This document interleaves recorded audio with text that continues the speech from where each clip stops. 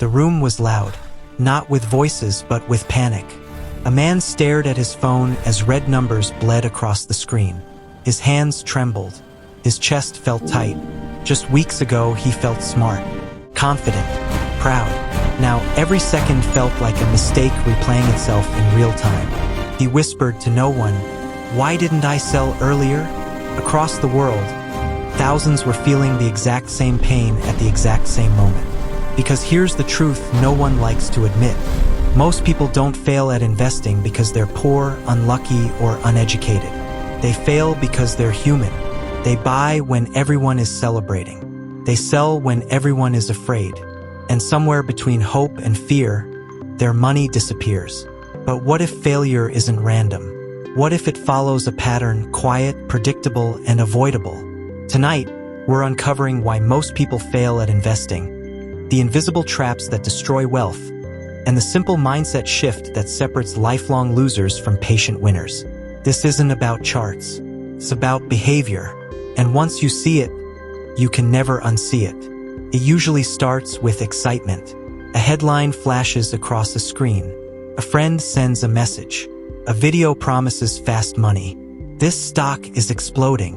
Everyone is buying. You're still early. And just like that, the seed is planted. The person doesn't feel greedy.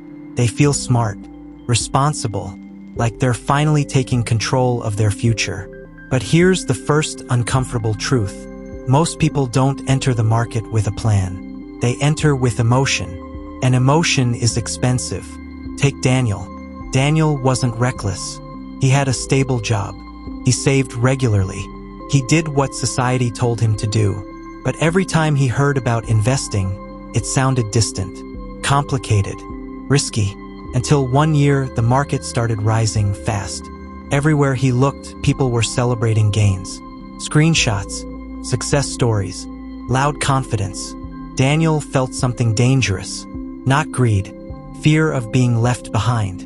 That fear whispered, "Everyone else is moving forward. You're standing still." So he opened an app, bought what everyone was talking about, and waited. For a while it worked. The numbers went up. His confidence grew. He checked his account daily, sometimes hourly. Each green day felt like proof he was finally doing something right. But markets don't move in straight lines. They never have. One morning, the numbers were red. Daniel told himself, "It's just a dip." The next day, more red. He searched online. Opinions were everywhere. Some said buy more. Others said panic. That's when the second mistake appeared.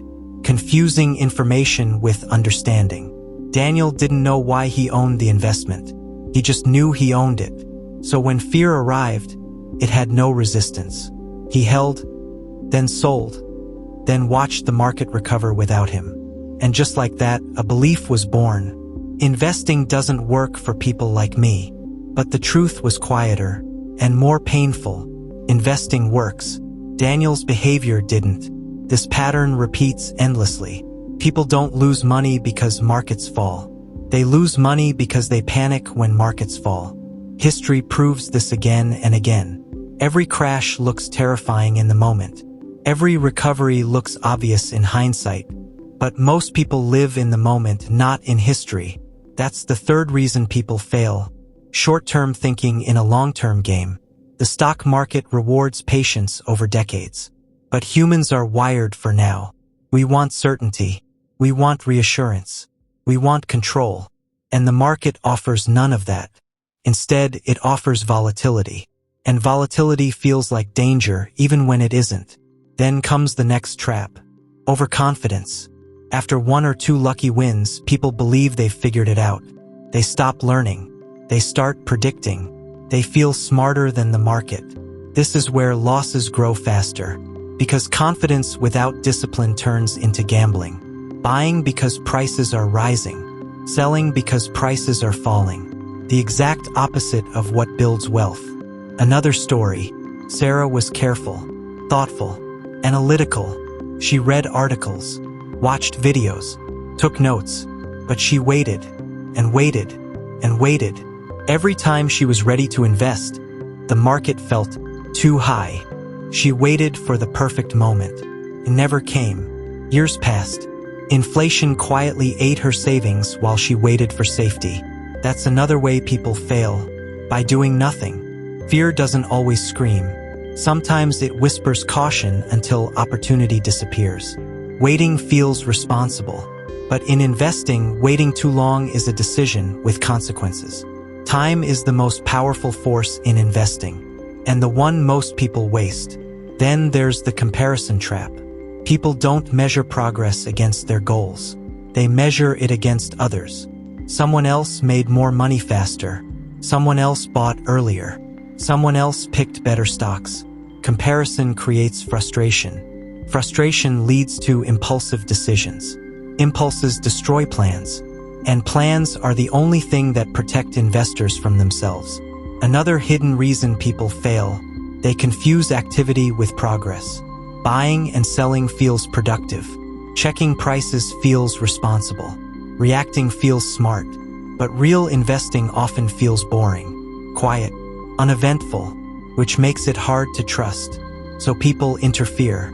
They touch what doesn't need fixing. They chase what doesn't last. They abandon what would have worked. And slowly, confidence turns into doubt. Doubt turns into withdrawal. Withdrawal turns into regret. But here's the turning point most people never reach. Understanding that successful investors aren't smarter, they're calmer. They don't predict the future. They prepare for it. They know markets will fall.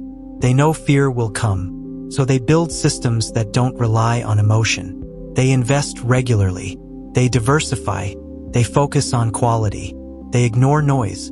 They accept uncertainty. That acceptance is everything. Because once you stop expecting control, volatility loses its power. You stop reacting. You start staying. And staying invested is where wealth is built. Most people fail because they treat investing like a test. Pass or fail. Right or wrong. But investing is not a test. It's a habit. A long conversation with time. Every mistake becomes expensive only if repeated. Every failure becomes education if reflected on. That's how avoidance begins. Not by predicting markets, but by mastering yourself. When you understand that fear and greed will always exist, inside you and around you, you stop fighting them. You plan around them, and that's the difference. Not between rich and poor, but between those who quit and those who quietly continue. Most people don't fail at investing in one dramatic moment. They fail slowly through fear, impatience, and small emotional decisions repeated over time. But now you see the pattern. And once you see it, you have a choice. You can react like the crowd, or you can step back, slow down, and build with intention.